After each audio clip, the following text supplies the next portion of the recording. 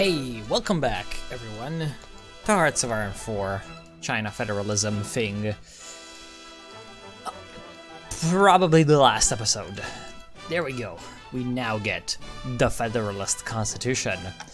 So, the National Conference has made the final vote. The Constitution has been promulgated. Now we're going to take the federal elections. With their work completed, the conference will be disbanded when the National Assembly is elected. The Constitution of the United Provinces of China, or Federal Republic, is largely based on the 1924 Constitution of the Republic of China. Its main differences lay on the organization of the Republic and its government, which is based on the United States. Where is it? The powers of the central and provincial government are more clearly defined. The main administrative unit of the Republic is the province, and the provinces is the county, and each are self-governing nukes. Chinese nukes. Each province is to have their own constitution, which cannot conflict with the federal one, drafted and adopted by the representatives of the people. The Zhongzhizheng, the chief executive, or Zongjizheng, that makes more sense, is the head of state and is responsible to the National Assembly, while executive power is vested in the cabinet.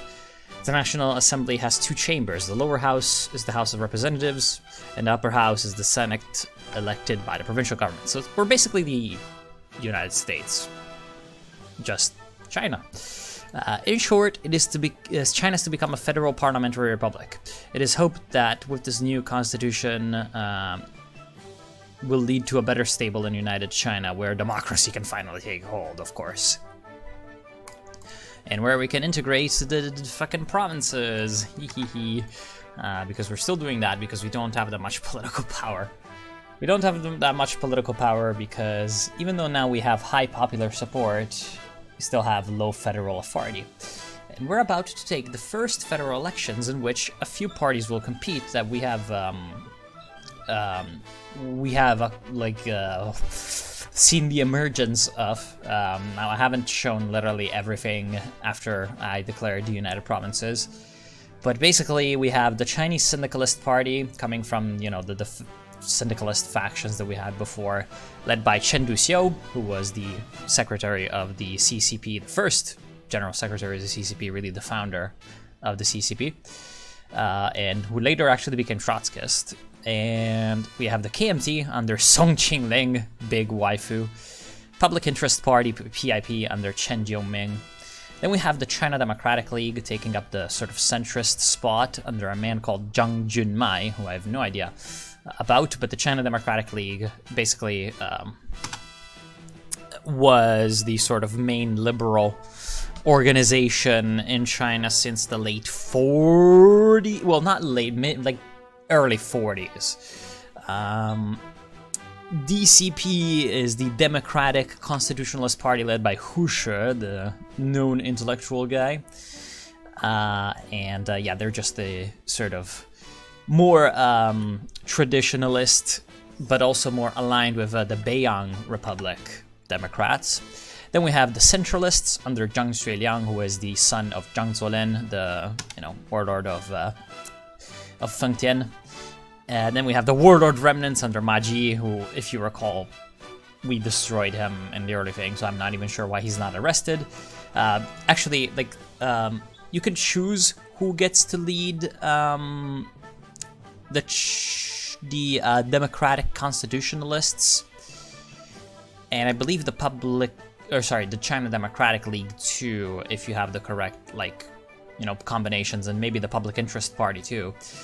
And with leading the Democratic Constitutionalists, one option could be Tang Jiyao, but since we killed him, that's not gonna happen. So you could win with Chen and then elect Tang Jiyao, I presume, in the federal elections. Then, yeah, we have the Guangdong as the Nat Pops under Zhang Tianran, coming from Shandong. So we have the first National Assembly elections. I am very disappointed for one reason. We'll get to that in a bit. The first free elections of the Chinese Republic since the 1910s have finally arrived. Millions of Chinese will go to the polls, the vast majority for the first time in their lives, to vote for their preferred candidate or political party. This will reflect well on the country and its people regardless of the results. So we have three options. Either we continue as the Federalists with Chen Qiyo. We go for the Democratic League under Zhang, or the Democratic Constitutionalists of Hu Shi.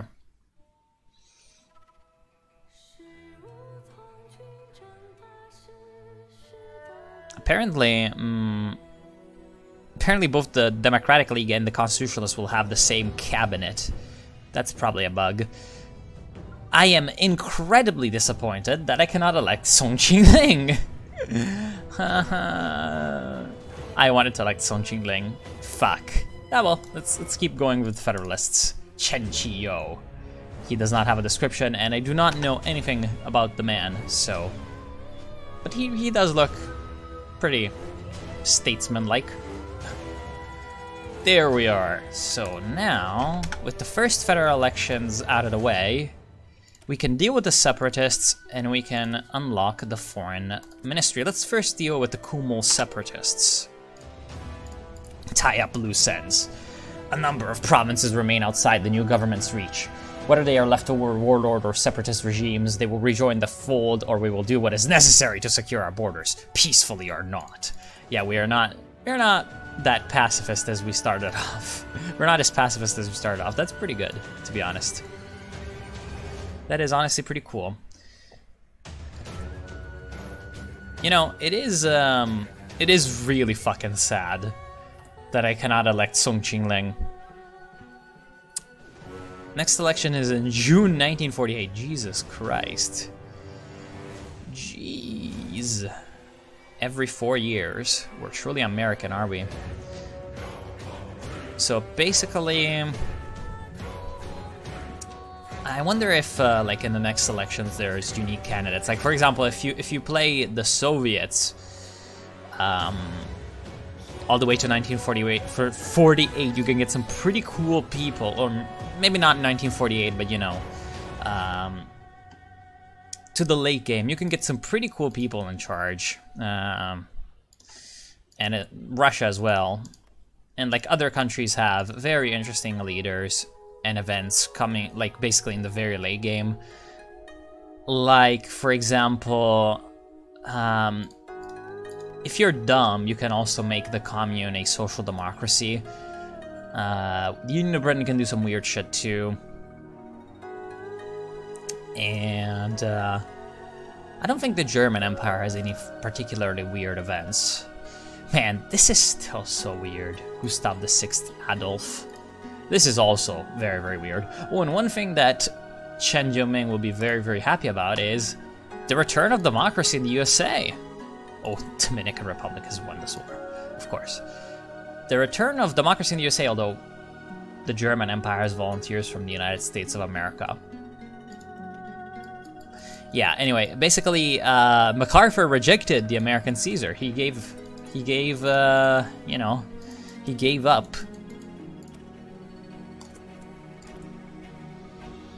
The executive emergency powers. All right. Come on. Tell me I can dab on some separatists. Oh no.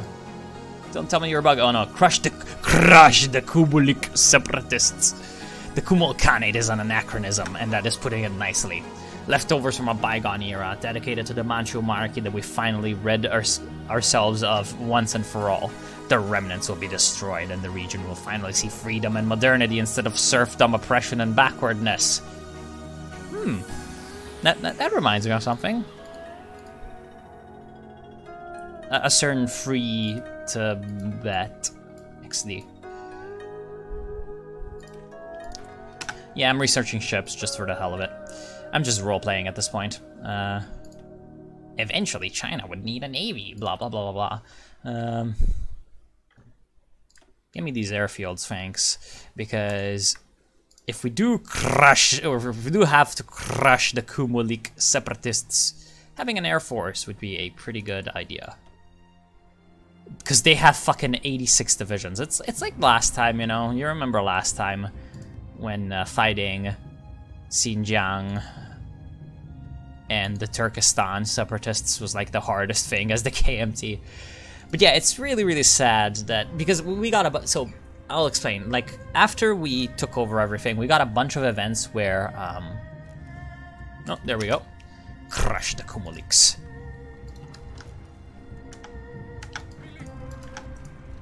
Oh, wow. Apparently their divisions are really, really not suitable for modern war. This is modern war.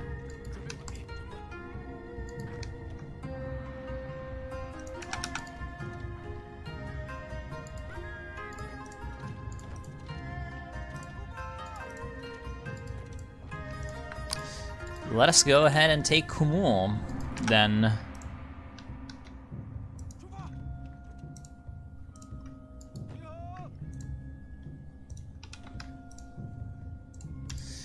That should not be too difficult at this point. Very good. In fact, I'll just activate this, which is not something I do normally, because it seems like our superiority is just so great. Oh, yes.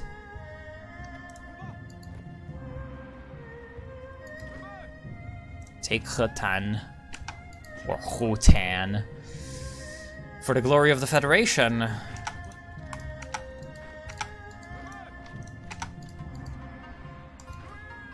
Very good.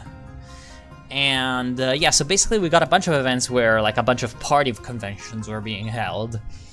And that's honestly kind of cool because it was basically talking about like how with the institution of a constitutional order, like all these parties that were previously either just a bunch of different cliques and factions or clandestine organizations like the KMT were basically sort of establishing themselves in legal politics, as it may. And yeah, it was kind of nice. It was kind of nice. I wonder what we can do in foreign policy. We can seize Macau, and we can retake Shanghai, and we can repeal the unequal treaties. Macau, you say? The Portugals don't seem to have anyone there, so why not seize Macau? The Portuguese are distracted! It's time to retake Guangzhou's backyard! Okay, hold on. Let's see how distracted the Portuguese are. The Russians aren't watching, is what that reminds me of. So Portugal is doing aircraft carriers, and they're in the fucking Entente. Why am I not feeling good about this?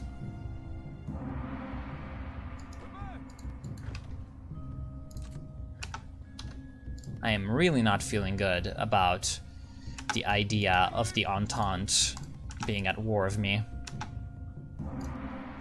In fact, delegations are in the Entente.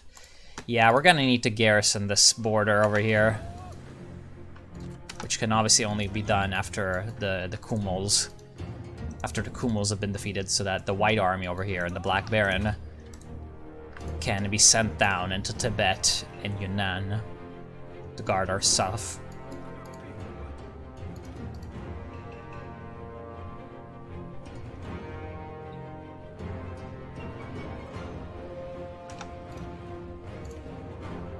Speaking of that,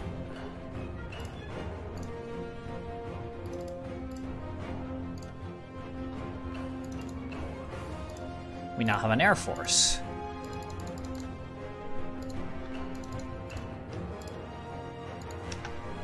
Which we shall deploy. Let's seize Macau. Oh, yes! Excellent. Portugal surrenders Macau. Excellent news. Portuguese forces facing our overwhelming superiority surrender control of Macau soon after our attack began. We allowed them to return home unmolested, and now the city is ours. Yes. And now we can retake Shanghai and eventually repeal the unequal treaties. That's only if the legation cities does not exist. Okay, so like the legation cities... So retake Shanghai is not just about Shanghai, it's about the whole of the legations. Okay, so it is probably a pretty good idea to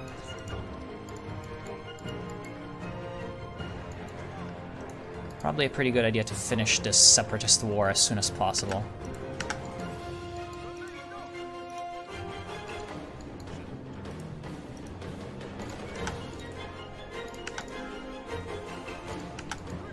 As to our ability to do that, I cannot say.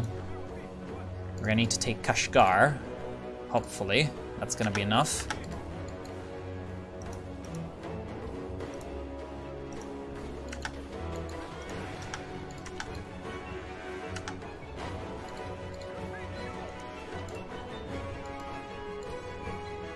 Oh wow, we have slaughtered 370,000 Kumals. I am pretty happy about that. Now, we can definitely just take over the legation cities with our army. Or, well, I say definitely. I'm not 100% sure, actually.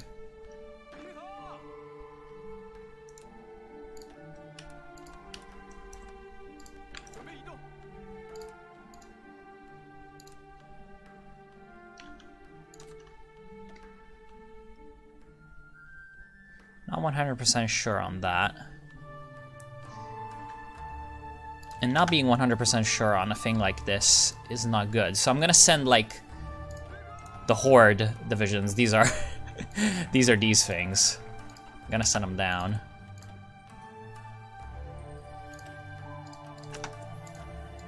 What else can we do? Ooh, the new army ministry, right?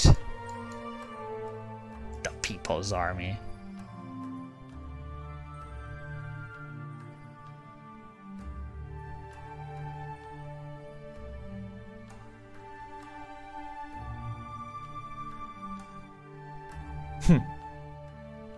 Chongqing tank plant.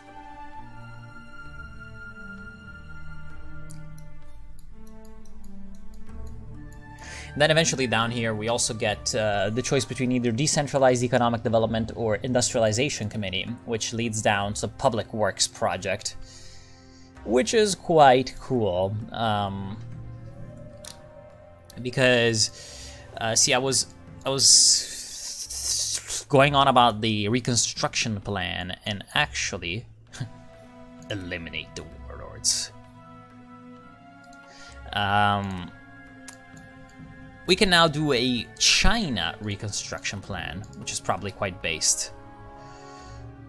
All right, our troops are here. We're not getting, oh well, we are getting more ready. Wait a second. From where did these guys come? Looks like we have some Kumo, like, insurgency going on in our rear lines. Please just deal with these units and take Kashgar. Oh yes.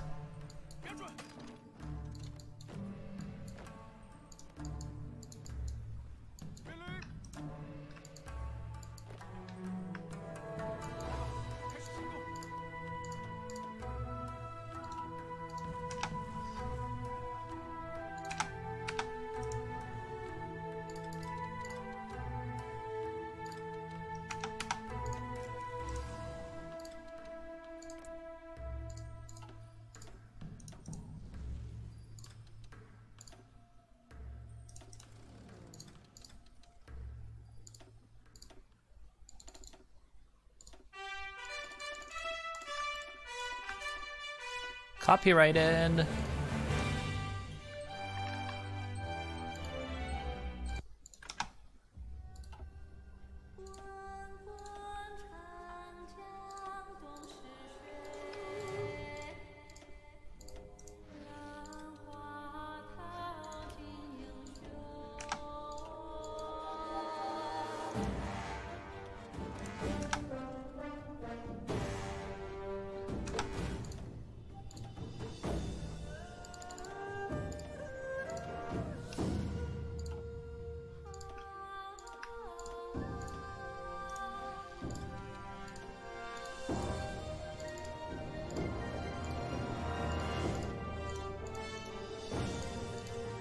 Okay, very good.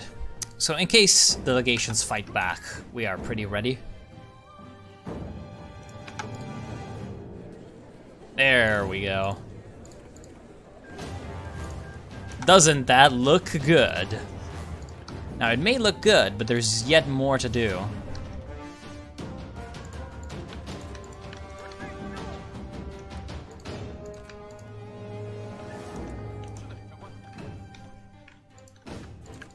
There is yet more to do.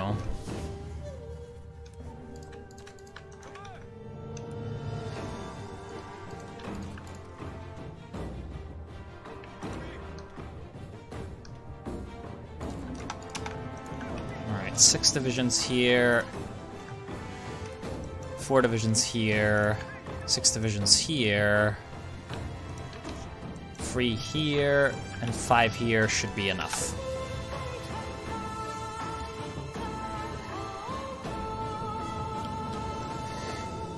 Should be more than enough.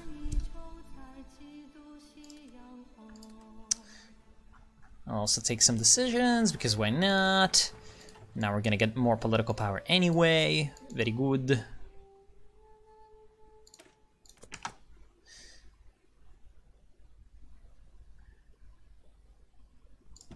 Integrate you.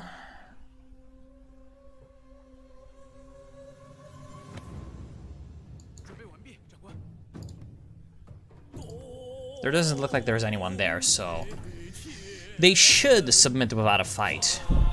Let's see. So retake Shanghai, 7 days. Let's see how it goes. Wouldn't mind fighting for Shanghai, although I would not be that happy about getting to war with the Entente. That's not fun.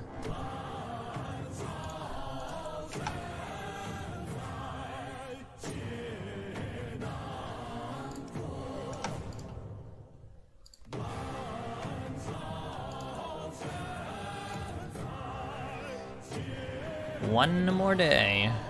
So what's it gonna be?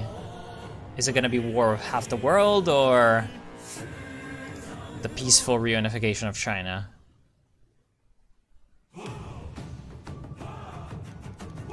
Canada steps in.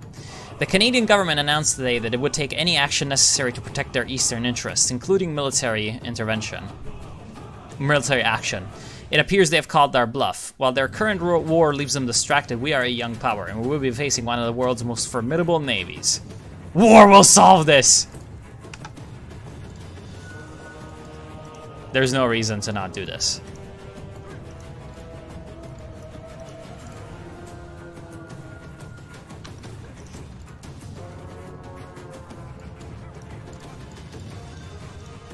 We have been betrayed by the imperialists. It turns out they were just imperialist after all. Let's see. Yeah, we're gonna take over. The Dominion of Canada has joined the legation cities.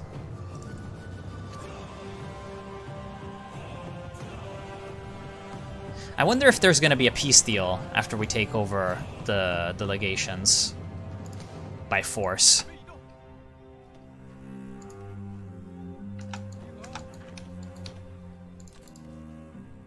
I wonder if there's gonna be a peace deal. The fall of Hong Kong! Excellent. It's all coming together. Shanghai itself, yeah, the Hong Kong volunteer force should have been in Hong Kong, but it wasn't. And now all the legations are going to fall to China. Tianjin is back out into our control.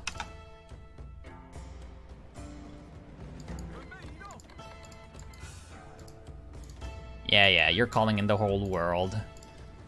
And there goes the legation army. The fall of Shanghai! Excellent. So now the Dominion of India is also at war with us. Fantastic! Which is why we place these divisions here. Because we don't like getting invaded. Although, you know, in some areas we can ourselves invade the Dominion of India. And here we go, Nepal. Legation cities capitulate. Oh wow, that was a lot of STG 44s you had there, buddy. Maschinenkarabiner 42. And we gained also 1,300 advanced artillery. 3,000... oh, those are just rifles. A few bombers. A few fighters. 25,000 fuel. Good. Good. Very good. Really, there's no peace deal. Like, there's no, hey, we have literally taken over your fucking legations. Will you just surrender now? There's none of that. Insane. So we'd have to literally invade everyone to finish this.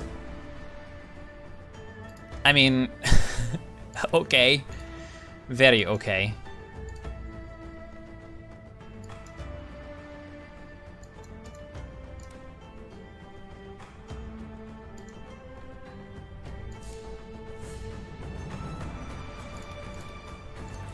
Very okay, mate. I honestly don't think I want to actually go ahead and fight this. See, there's two options. Either I continue and I fight this, or I do the probably smart thing and quit this playthrough while I can. It would be winnable in the end, because, you know, it's only Canada, but... yeah. So how does it look? Yeah, of course. I mean...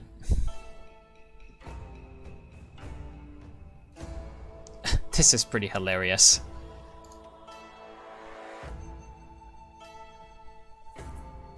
How many Indians are gonna die because of this? Probably a lot.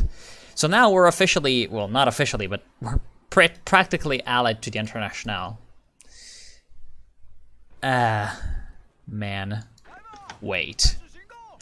What the hell?